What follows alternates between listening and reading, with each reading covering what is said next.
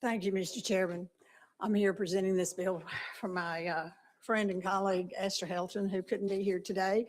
And so bear with me because I do my very best. House Bill 1649 prohibits the sale and distribution of kratom I practiced that word 100 times. Anyway, I don't even know. I can't say it now. And 7-HO. So it bans kratom in the state of Tennessee. Kratom is unapproved, unregulated at the federal level, carries documented risk of addiction, toxicity, and death. Tennessee has already attempted to rein in kratom through regulation. Despite these efforts, the substance remains widely available. Adverse events continue to be reported, and at this point, incremental regulation has not solved the problem. It's time to take a stronger action to protect public health. HB 1649 is a necessary step to safeguard the health and safety of our communities. And I want to say that I ask for your support of House Bill 1648, and it is going to be called Matthew Davenport Law.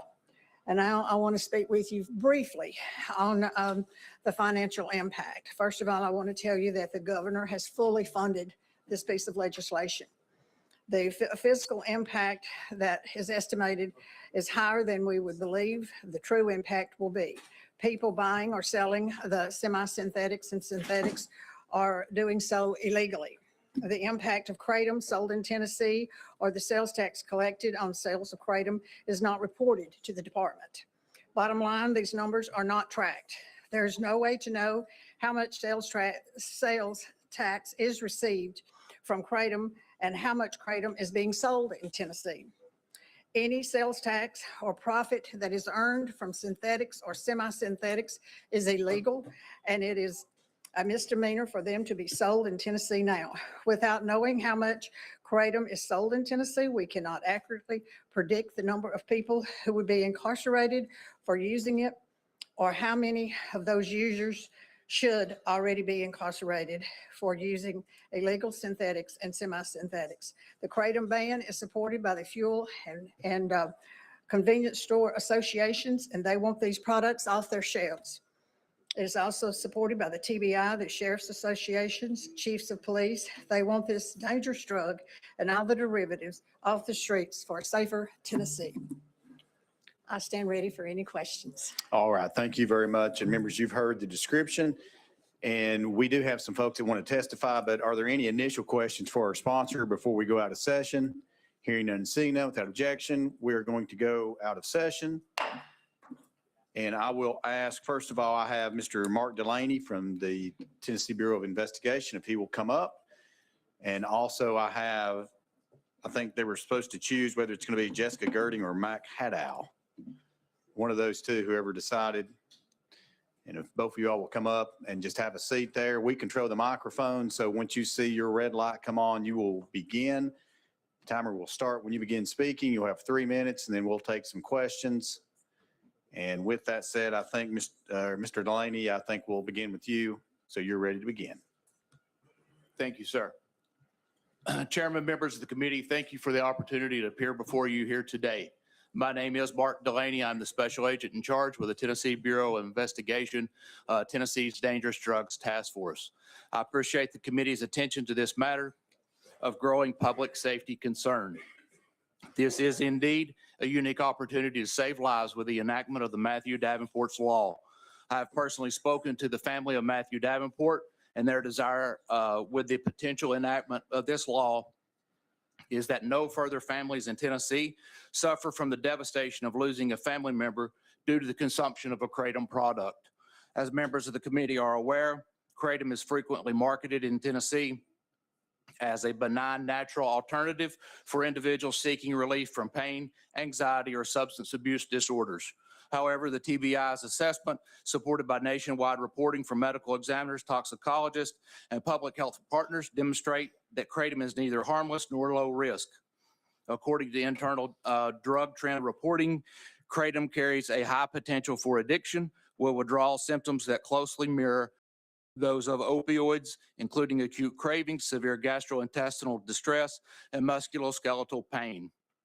One of the most common arguments advanced by kratom proponents is that it offers a safer alternative to addictive substances, but substituting one dangerous habit-forming drug with another substance that possesses its own significant abuse potential is not a sound public health strategy. Internal correspondence and expert review underscore that kratom products, particularly these containing potent alkaloid 7-hydroxymetrogenine, are drawing increased concern from medical examiners and addiction specialists across the country.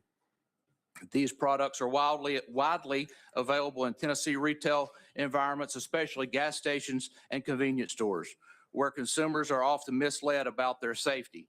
Simply stated, there is no quality control or guarantee of any kind that the product is safe regardless of the state.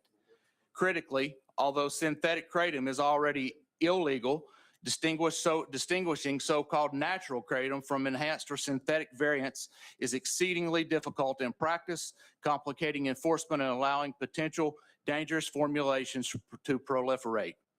Kratom's unpredicted potency further heightens the danger.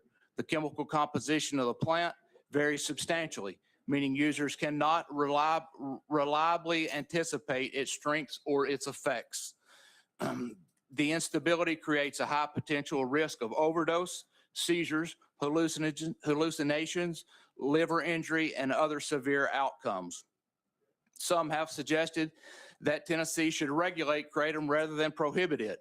However, our experience with Delta-9 and Mr. other Delaney, your time is up. So thank you. Your 3 minutes. So thank you for your testimony. Members, any initial questions for Mr. Delaney? Hearing Leader Cochran, you're recognized. Thank you. Mr. Delaney, Yes. so tell me one more time, if you don't mind, tell me your background, tell me your expertise. Sure. I've been employed with the Tennessee Bureau of Investigation now since 2002, so I have about 24 years as a criminal investigator. Last 12 months as the special agent in charge for the Tennessee Dangerous Drugs Task Force, and about 7 years as an assistant special agent in charge prior to that. So to follow up to that, would you, and I understand that you're not a doctor, I understand that you're not a medical expert. If someone, anyone in the room, me, if I went down to the gas station and not 7OH, if I bought natural leaf kratom down at the Shell station and I took that, regardless of however much I took, does that make me high? I honestly, I don't know. I'm asking that question. My belief would be yes. Okay. It alters your state of mind. Okay. Given your experience, it would alter it in a way that would it make it unsafe for me to operate a vehicle? I'm not, like you said, sir, I'm not a doctor, so I couldn't testify to that. Okay. Thank you. I appreciate that. Thanks. Thank you. All right. Thank you. Representative Halsey, you're recognized. Thank you, Mr. Chairman, and thank you, sir, for being here. Thank you, sir.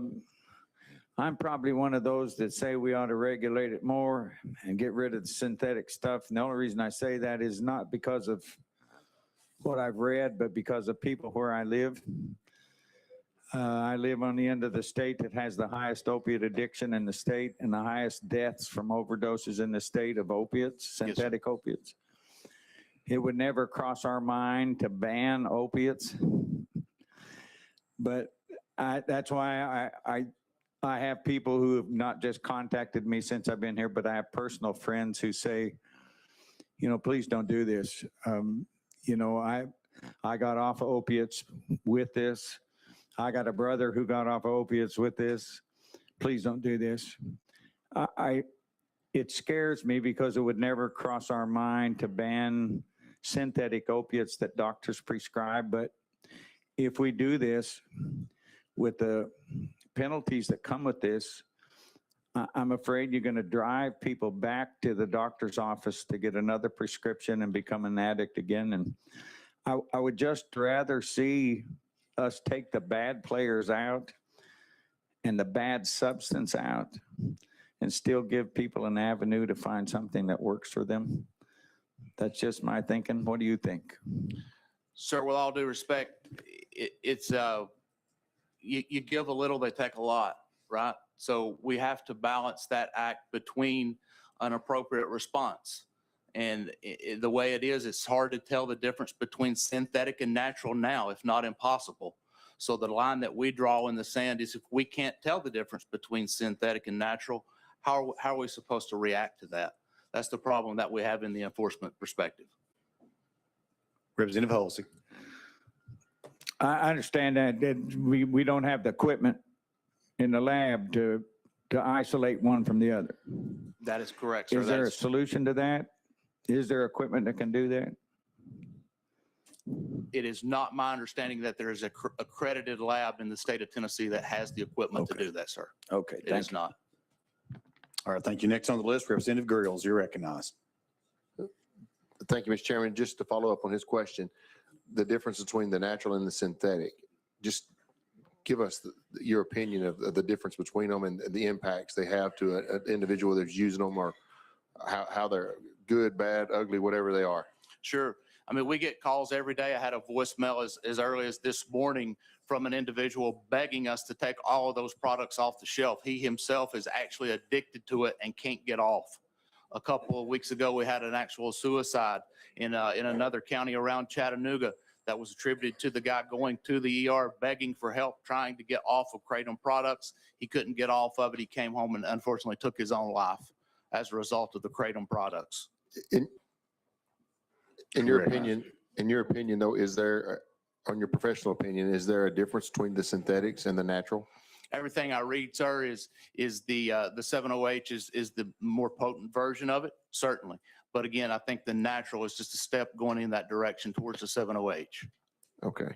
I've had several people come by and holler and send emails and just make different remarks, but Yes, sir. they have all said they would like to see the synthetics done away with and the naturals stay available.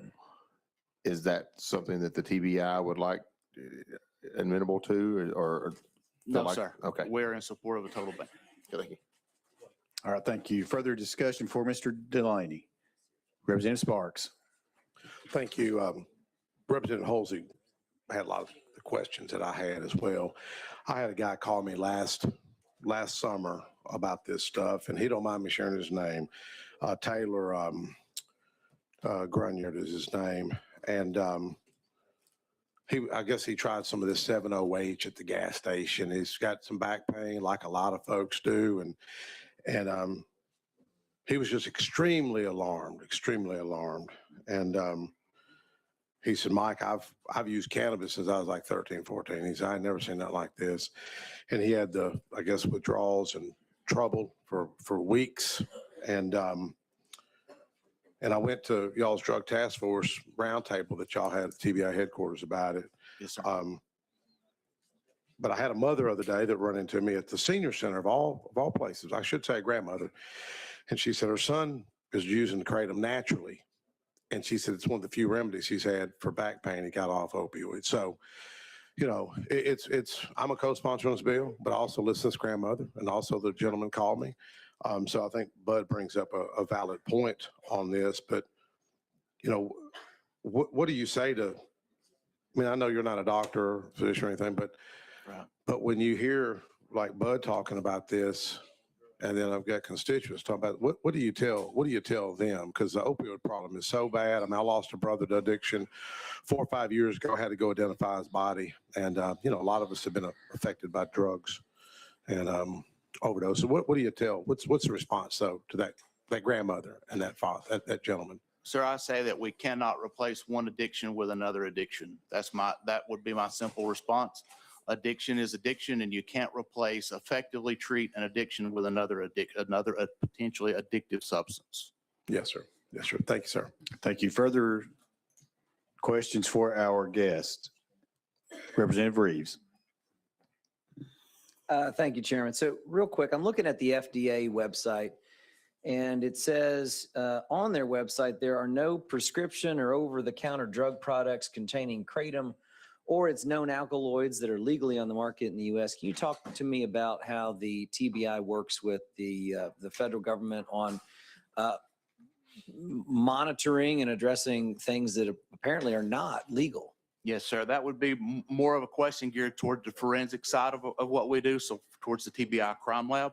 But I can tell you that, like you said, it is not legal federally. It's not a legal substance federally. It's not, I'm sorry, not a regulated substance federally. So our crime lab does work with DEA to come up with any potential things that we can do to actually do the testing for the synthetic versus the natural. And the best of my knowledge and communications that I've had, we have not had success in telling the difference between natural and synthetic kratom. Representative Reeves. No, I'm good. Thank you. Thank you, Chair. All right, Representative Capley. Thank you, Mr. Chairman. I know you said earlier that we're talking about getting high off the natural or the synthetic or whatever. So I guess my question is if I take enough kratom, and you said it made bad state of mind, altered state of mind. It's a Treaty Oak Revival song, by the way, good song. I mean, if I get pulled over and I'm on this stuff, is it enough? Am I going to get a DUI? Is it that kind of? I've never done it, so I don't know. I mean, is it? Nor am I a state trooper that actually is an expert in DUIs any longer. My DUI days are behind me from 1999 to 2002. So things have changed a whole lot since I was in traffic enforcement. Okay. Thank you. All right, Representative Gillespie. Thank you, Mr. Chairman. Thank you, Special Agent. Backing up to where we were talking about the testing and comparing the synthetic versus the natural, you said that there were no credited labs in Tennessee that could do this. I was just curious, does the Drug Enforcement Administration have the capability or technology to do this? Or is this something that we just simply don't have the ability to do at this point in time, period? It is my understanding that TBI nor DEA has that testing capability currently. Thank you. All right, thank you. I have no one else on the list for this guest, but I'll ask you to just stay seated just in case we do have some follow-up. Next, I will introduce Mr. Mac Haddow, and I may have screwed up your last name, and I apologize. So if you want to introduce yourself, you have 3 minutes. When that light comes on, you may begin. Thank you, Mr. Chairman. You did my name perfectly. As a former state legislator, I know when a bill sounds good until it doesn't. And this is an example of one that doesn't sound good when you hear the facts. Just for reference, by the way, I suffered a hip injury here about 3 weeks ago. I took 2 grams of kratom about 35 minutes ago. I do not experience euphoric high. It is not documented by any credible scientist that you get euphoric high from natural leaf kratom products. The National Institute on Drug Abuse has conducted $100 million in studies on kratom, documenting its safety profile with peer-reviewed published articles. And I don't mean to be disrespectful to the TBI. They're wrong. Because if you look at what the FDA is doing today, they are regulating kratom. It is true that there's no approved pharmaceutical benefit for kratom, and they will penalize anyone who markets it with a therapeutic benefit.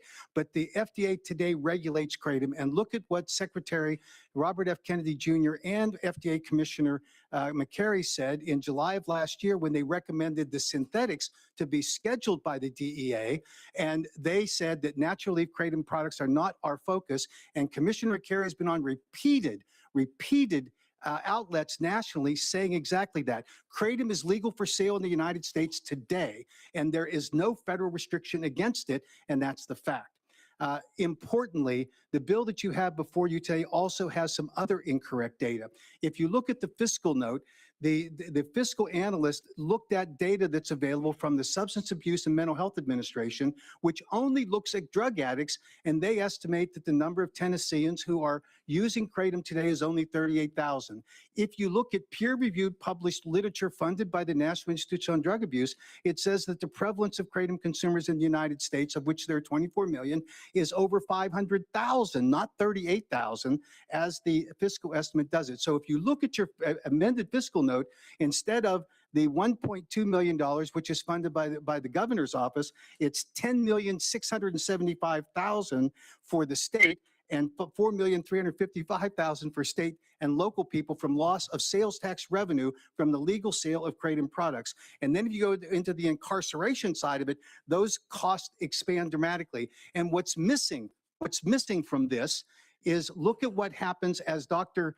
Jawad in the first Trump administration, when he rejected the kratom scheduling submitted to the DEA, he said you'll have a dramatic shift of people using kratom onto dangerous opioids, and that has a cost factor. And that cost factor could be as high, using your data from your Tennessee agency, as high as $1 billion. Not factored into this. There is no reason to ban this product, and the fiscal note is so defective that it requires you to reevaluate this. Let's study this. Let's come back next All year right, thank you with a very good much. bill. Your time is up. Thank you. All right, members, any questions for this guest? And we'll start with Representative Miller. Thank you, Mr. Chairman. Again, are you doctor? I didn't get your name and exactly what you do. I'm sorry. I'm the senior fellow on public policy with the American Kratom Association, formerly chief of staff, Department of Health and Human Services during the Reagan administration. Tells you how old I am. And I worked in the dietary supplement, botanical supplement space for 50 years. Mr. Representative Chairman, thank you. Did I understand you to say that you had just taken I took kratom? just over 2 grams of kratom about 45 minutes ago. I don't think I'm euphoric. Well, no, I'm just getting to what this bill is saying is that based on this bill and the language, he could be arrested. Is that? Get the bill passed, right? Thank you for your presentation. All right, thank you. Next on the list, Representative Capley. Thank you, Mr. Chairman. And going back again to synthetic versus natural, can you kind of break that down for us and what the difference is? Is it an opioid? Is it what are we dealing with here? Mr. Chair, members of the committee, thank you for that question. Commissioner McCary of the FDA defines 7-hydroxymetrogenine as a full-blown opioid because it is chemically manipulated from the trace amounts of 7-OH that occur in the natural kratom plant. So it is by definition an opioid. President Trump just issued this letter, which I'm glad to circulate to the committee if appropriate, to a Tennessee resident sympathizing with the loss of a loved one from 7-OH. And the president says, last year, the FDA took steps to classify 7-OH as a controlled substance, distinguishing it as a concentrated potent byproduct rather than the storefront name, naturally occurring kratom. The FDA recognizes it, NIDA recognizes, the President of the United States recognizes it. I hope TBI recognizes it too. And by the way, you can test for the difference. It's easy. It's not difficult. Representative Capley. So for the natural version of kratom, is there, because I know 7-OH, from what little I've read, there's lethal doses, right? Is there lethal doses of the natural leaf? It's a leaf, I'm assuming, yes? Mr. Chairman, members of the committee, the FDA did what's called a human dose finding study that was just published in a peer-reviewed article 3 weeks ago, where they took doses of kratom, natural leaf kratom product, and they started at 1 gram and they got up to 12 grams, attempting to find a level at which there would be a serious adverse event. They got to 12 grams, and the placebo group and the kratom natural leaf group only exhibited nausea with that much material, which is an astronomical amount of kratom to consume in a 5-minute period. So the FDA's conclusion was kratom is well tolerated at all dose levels, and that is why it is legally marketed in the United States, allowed by the FDA today, and they do enforce, the FDA does enforce against illegal kratom products. Representative Capley. Thank you, sir. Good. Representative Reeves.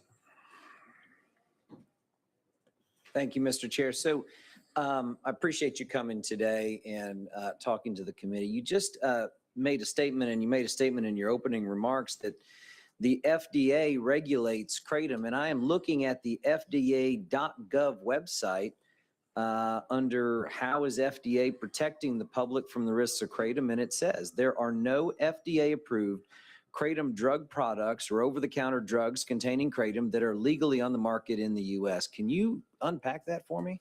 I can. Thank Mr. Chairman, members of the committee. The FDA regulates dietary and botanical supplements, and they also regulate drugs. And what the FDA and Kratom webpage addresses in that specific paragraph that you're quoting from is it's a little bit bureaucratese, and I understand that. But what it says is that there's no legally allowable sale for a product that is labeled having a therapeutic benefit. We at the American Kratom Association referred over 100 companies, kratom companies, that make illegal therapeutic claims. So what that statement says is you cannot legally market it and claim a therapeutic benefit as all of the therapeutic benefits that they specify. But you can, going through what's called the new dietary ingredient notification process, which requires a kratom company to document with scientific evidence its labeling and its appropriate safe use in the formulation of the product. And there have been 11 companies that have done so, and they are legally on the market today. That language, albeit confusing, does not relate to the botanical supplement advertised, marketed, and sold as a dietary supplement. Representative Reeves. Thank you, Mr. Chair. So it goes on in the same paragraph to say FDA continues to warn consumers not to use kratom because of the risks of serious adverse events, including liver toxicity, seizures, and substance use disorder. I mean, I know how to read the words on a page. I went to law school and I understand what it's saying in front of me. I'm struggling with this notion that the FDA has somehow approved a use for this substance that they are clearly saying they have not approved. And I don't have a question. I just wanted to end with that statement. Thank you. Mr. Chairman. Mr. Haddow, please. Thank you. What you've isolated is an important distinction. Under the Dietary Supplement Health and Education Act, a botanical or dietary supplement manufacturer has a legal obligation to, prior to market entry, demonstrate that they have a reasonable basis for safety under conditions of use, meaning labeling, and then they can go on the market. That the burden on the FDA is to identify any product that doesn't meet that standard under the DSHEA Act. That is why you can go into a GNC and you can see hundreds of products that have therapeutic benefits, that have addictive qualities or habit-forming qualities. They are allowed for sale, meeting the standard under the DSHEA Act, and the FDA recognizes that. And that is why FDA Commissioner McCary said that they are not focused on natural leaf kratom products in distinguishing between the synthetic 7-OH, which they are recommended for scheduling, which would be appropriate for the state to do, but not ban the natural leaf kratom products, because the commissioner himself said we're not focused on natural leaf kratom products that are sold throughout the United States. Representative Reeves. One last thing. FDA, and I respect Dr. McCary greatly, but not focusing on something because something else is a greater hazard does not mean that they have endorsed it. And I just want to point that out. So thank you. Mr. Chairman, members of the committee, I wasn't suggesting he endorsed it. I was suggesting that his focus was on protecting the public safety. And in that context is the statement he made that we are focused on synthetic, chemically manipulated 7-OH products. Natural leaf kratom products are not our focus as they're marketed under the DSHEA Act. Representative Chisholm. Thank you, Mr. Chairman. So I'm trying to play catch up here. I didn't know what kratom was until last week, so I'm playing catch up a little bit. But I'm looking at the possibility of overdoses. So from what I've been reading for the last 5 minutes, overdoses can happen when mixed with many, it says many other drugs. Do you agree to that? Mr. Chairman, Representative, the National Institute on Drug Abuse and the FDA and HHS make the point that you just made, that kratom deaths are rare, but when they do occur, they're because of adulterated kratom products, meaning synthesized and all that, or polydrug use, people that are using other substances, which unfortunately in the case of the Davenport case here, the overdose was because of Benadryl. They happen to have kratom in their system, that young man, but that was not the cause of the death. So that's the distinction that NIDA and FDA and HHS make today. Representative Chisholm. In your opinion, are you more likely to have an overdose from kratom or Tylenol? I didn't hear that question. Are you more likely to have an overdose from kratom or Tylenol? In my opinion, not picking on neither on the no, company. in my opinion, neither, because both meet standards for product formulations that are specifically labeled. If a person abuses it, and you can do that with anything. If you abuse it, you could induce an overdose. People have overdosed on water by drinking too much too fast to upset your electrolyte balance. That can happen. So you could harm yourself with Tylenol. You could. It's hard to do on naturally kratom, by the way, because if you take too much of it, you have the natural regurgitation effect or vomiting, which is the natural protection with natural relief kratom products. Representative Chisholm. Last question. How many people in the state of Tennessee do you believe would be acting illegally if this bill were to pass? Based on the peer-reviewed study by Dr. Oliver Grunman at the University of Florida that published a prevalence study, the number of people who use kratom in the United States, and based on his survey research and published, is 9.1% of the American public, about 24 million people. There are 518,000 Tennessee citizens using kratom today who will be criminalized as soon as this bill passes, if it were to pass. I know you're not going to let it pass with this horrible fiscal note because it would cost the state so much money. But we think this needs to be studied, and let's come back next year and do what 20 other states have done, pass a Kratom Consumer Protection Act. Thank you, Mr. Chair. Thank you. Next on the list will be Representative Garrett. You're recognized, sir.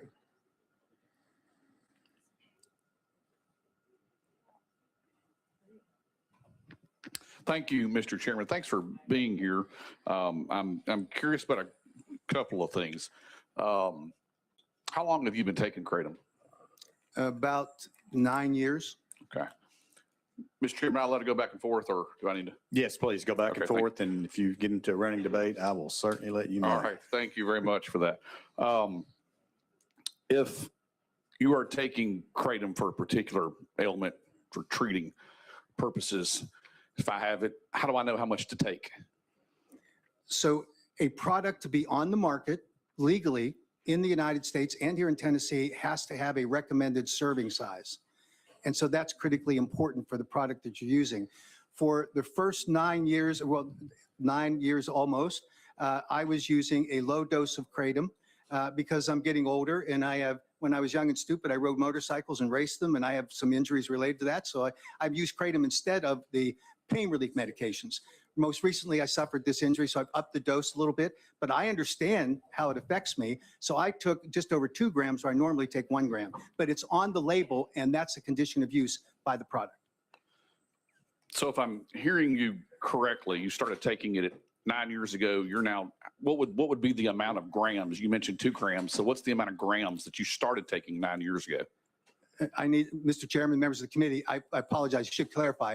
That's in a single dose. I take 2 doses a day, and I have usually taken 1 to 2 grams in the morning and 1 to 2 grams at night. And I up that to just over a little more than that because I have this injury that I went through here recently. I was shoveling snow, but I fell, and I shouldn't be shoveling snow at my age. So that's a mental health problem I have to deal with, and my wife. So who's deciding the amount that you're taking each time you decide to either up your dosage or lower your dosage? So that's a personal decision. You have to look at the product labeling and the conditions of use for which there is safety data. That product is on the market with that data, and that's an appropriate level to take. People make their own decisions. I made mine because I know that kratom's well tolerated. The FDA says that up to 12 grams, I'm taking much less than that. So I used it because I needed a little more pain control without getting euphoric in order to get through this testimony and through the day.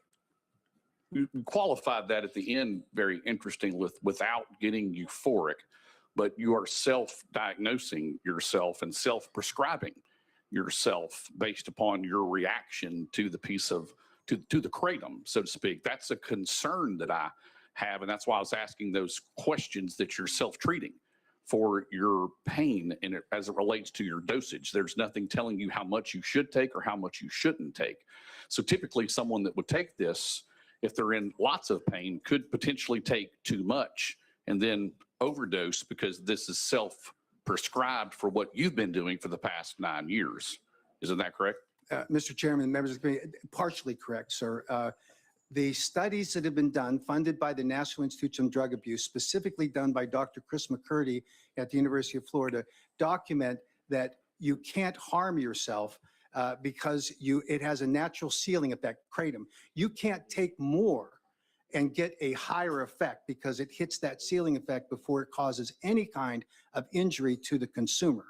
The benefit of having a label that based on the manufacturer's scientific evidence for being on the market, based on that labeling instruction, is good advice to follow. But I think every consumer can test, experiment. I've done it, and I found that I can take the level kratom that I took 45 minutes ago, and it doesn't impair me in any way, but it helps me with the pain relief I have. So I take that additional level of risk, but it's based on experience. One more follow-up, Mr. Chair. So Yes, sir. I want to make sure I understood what you just said, that there's not an amount that you can take too much and it has a negative effect on you. In other words, if I'm going to take kratom and I've never taken it before and I don't have any idea, I don't know a study that you're referring to about how I'm supposed to take kratom. There is no huge amount that I could take that would affect me. So, Mr. Chairman, members of the committee, what I was referring to is a general study about the consumption of kratom. How much kratom can you consume before you could harm yourself? And what Dr. McCurdy's study says, there is no such limit. It has a ceiling effect. So this isn't product specific, it's about kratom. So you could take a portion of kratom sitting in a dish in front of you and consume it, and at some point you would vomit it before you would have any health effect that would be negative as a serious adverse event. That was what the research showed. Thank you, Mr. Chairman. Those are all my questions. Thank you, Representative Shaw. Thank you, sir, for being here. Just one question. Would you agree or disagree that 2 ounces of kratom would affect you differently from the way it affect me? So, Mr. Chairman, members of the committee, are you talking about body size or are you talking about age? There are a number of factors that are there, but the bottom line is that a manufacturer has an obligation to determine what the safe amount of kratom in a labeling direction, serving size, is, and that would be generalized to the entire population. So it has a safety factor limit in it. They're not going to prescribe anything different between you and I in that labeling instruction, because that's what the scientific data has to demonstrate to enter the marketplace. I don't mean prescribing. I mean just simply putting it, any medication would affect you differently from the way it would affect me. Would you not agree to that? Mr. Chairman, members of the committee, I of course would agree with that. And that's why the product labeling instructions are so important, that when you take that, you know what the experience is, and you know whether it affected you adversely or not. You might want to take it less. You might be able to tolerate a little more. And that's true for every dietary supplement and botanical supplements on the market today. All right, thank you, Representative Boyd.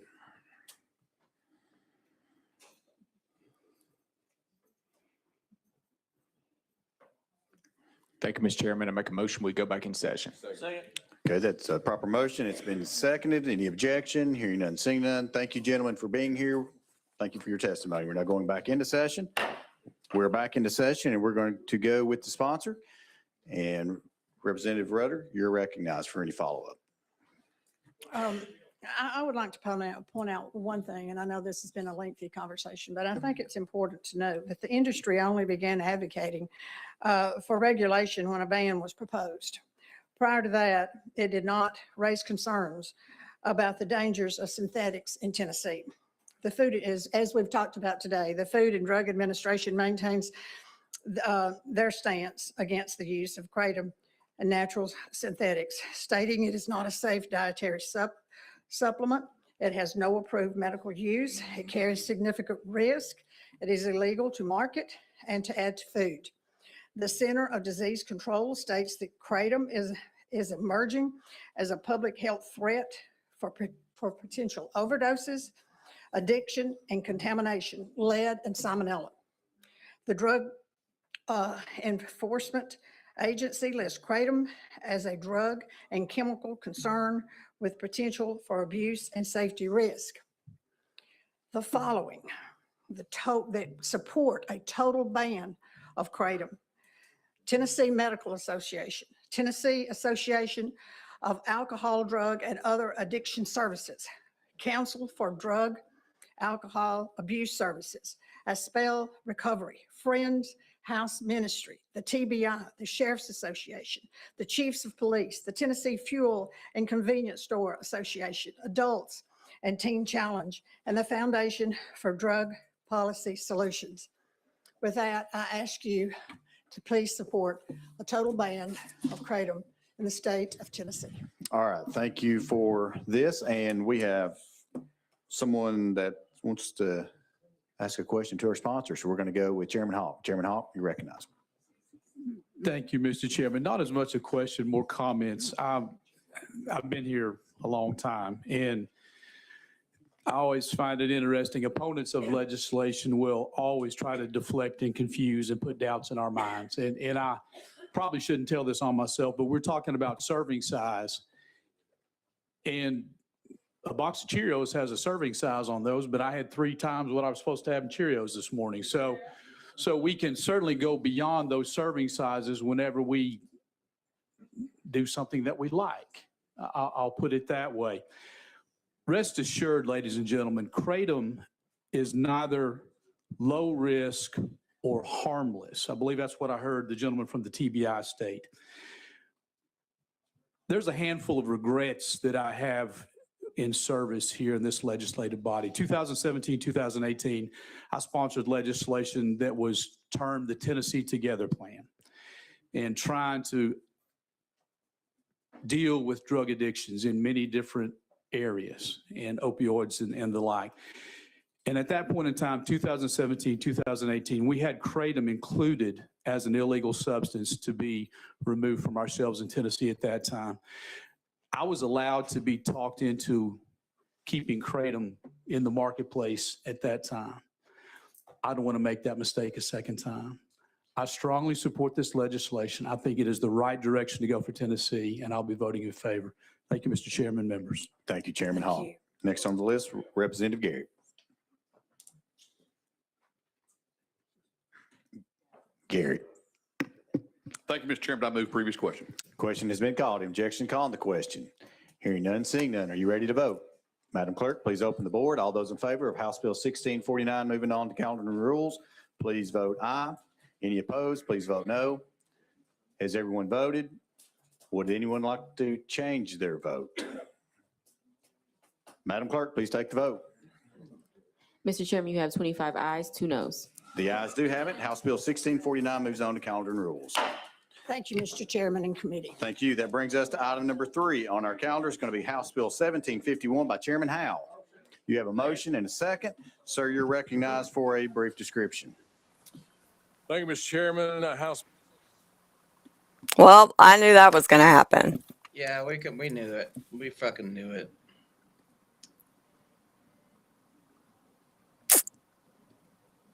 Ridiculous. Ridiculous. Ridiculous. I don't even know what to say about it, man.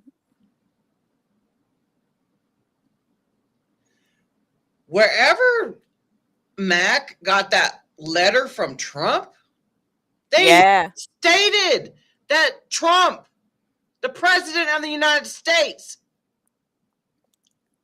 was distinguishing between 708. Well, I forgot exactly what he said, honestly. I have to rewatch that part.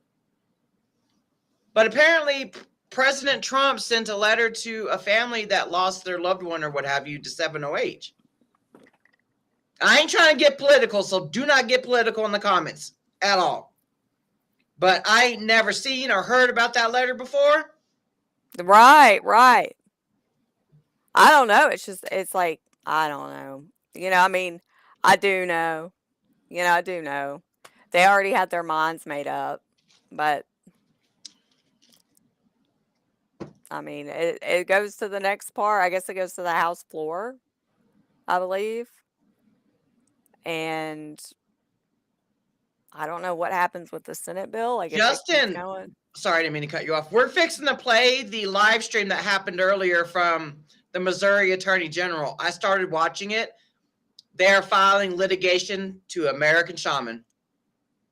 So we are going to exit out of this and go into that one and show y'all the live stream that happened like an hour and a half ago from the Missouri Attorney General. No, this isn't the last hearing. I think there's either going to be one more, I guess, because the House. I don't really know. I know that this is not the last hearing though. Yeah, it goes. to This the whole floor. situation in Tennessee is Esther Helton Haynes hasn't asked none of the senators for a favor yet. So this is her favor. This is the type of I'll scratch your back if you scratch my back situation. That's what's going on because we have the talk screen. Matthew Davenport didn't die from kratom. He died from a fatal overdose of Benadryl, and then his prescribed medications were also elevated. Nah, it hasn't been looking good for a minute. I mean, I don't know. I just, this whole thing is sickening. It's like it's not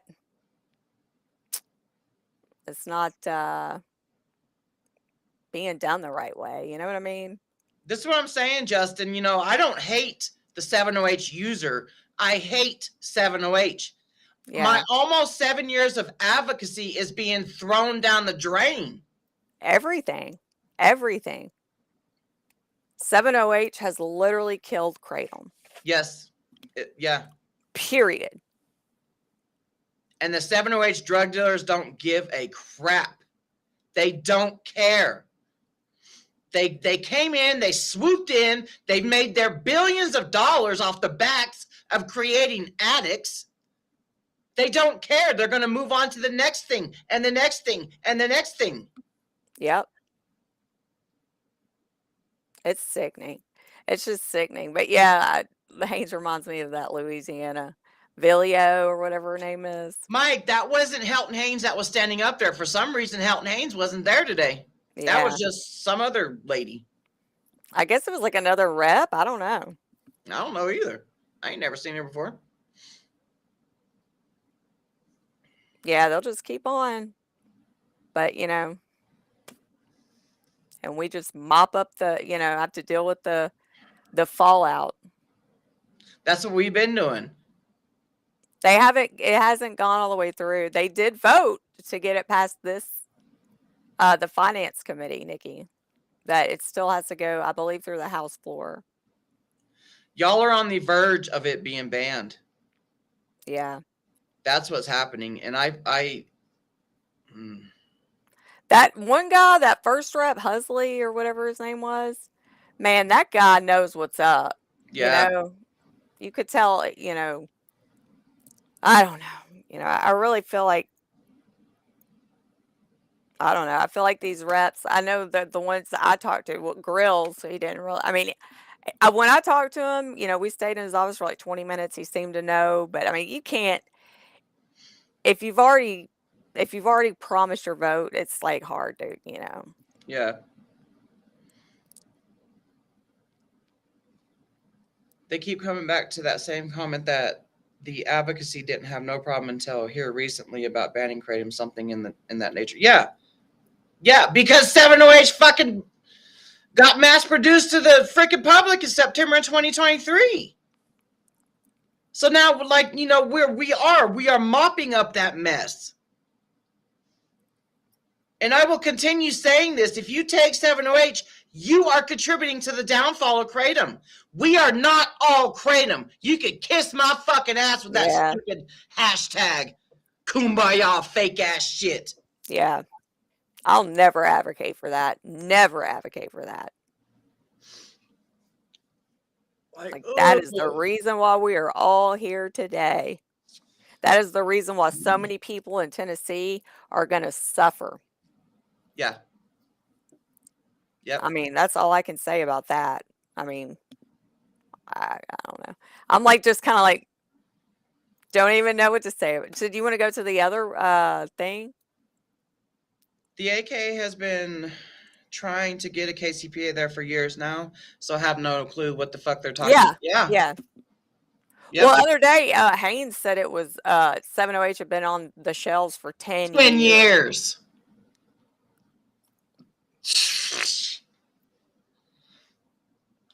Okay, so we're going to exit out of this stream. So y'all come right back because we're going to show the Attorney General of Missouri's live press conference that she had. It was an hour and a half ago that she did it. So Yeah, this should be interesting. yeah. I mean, wanna it see what starts they off say. good, but then they start conflating the two, and it's like, God damn it, man! What the hell? All right. We'll be right back, everybody. Okay, bye, everybody.